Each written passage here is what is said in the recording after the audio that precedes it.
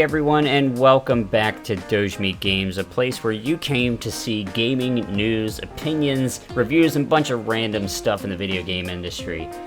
Today we are doing a game review because it's Thursday, and I want to review Plants vs. Zombies Battle for Neighborville.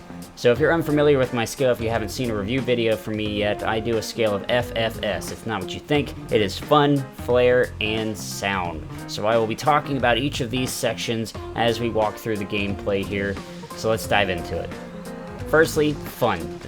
I'm literally starting the video out in a carnival, and this is not even a match. This is kind of like a lobby area where the factions can fight each other just in their free time, because that's what you do, I guess, in this game.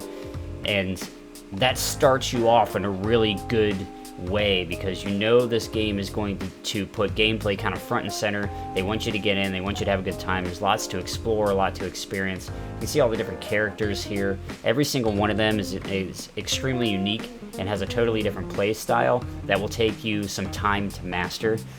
And the gameplay, super tight, very responsive. I will say that it took me a little bit to get used to kind of the aiming with the third-person reticle. It's a little bit off-center for me, at least that's how I kind of felt. There's a lot of hit scan involved, which as you may know, I do play a lot of Battlefield, so I'm used to kind of leading shots, so that took a little bit of getting used to. But boy, is it just fun. I mean, you see all the stuff that's kind of going on here in this mode, and this mode is kind of a get your big boss to push the enemy team's big boss, and whoever gets the most points wins.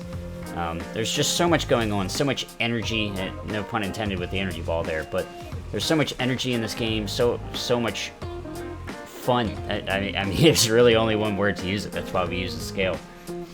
So let's move on to the next point, and that is flair.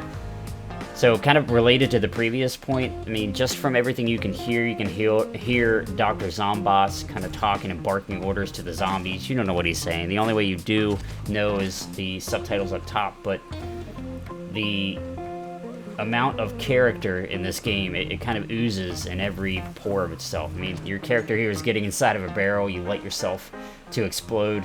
Hopefully on the enemy team. Unfortunately, I got knocked out there. Again, with this, you're riding a parrot, or you're controlling a parrot that's kind of acts like an attack drone. It dies almost instantly, but you can rain down some birdie death upon your enemies.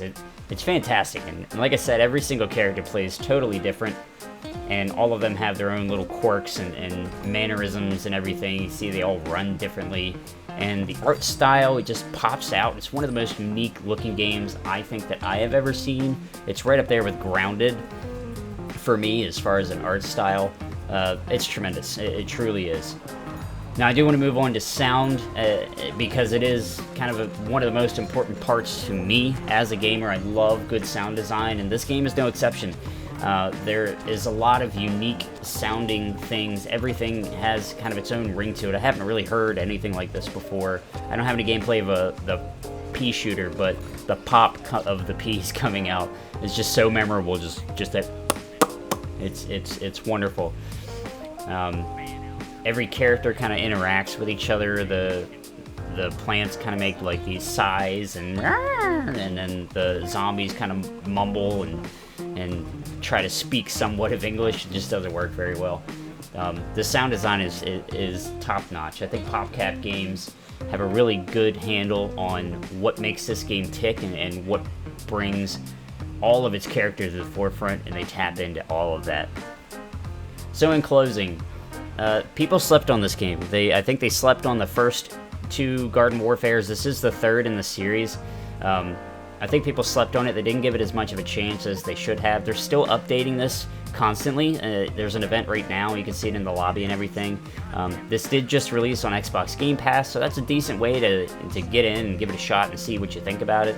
It's only $10 if you're a PC player, and then $15 if you got to do the Xbox Live for everything else. But I really think you should give this game a try. It's very awesome.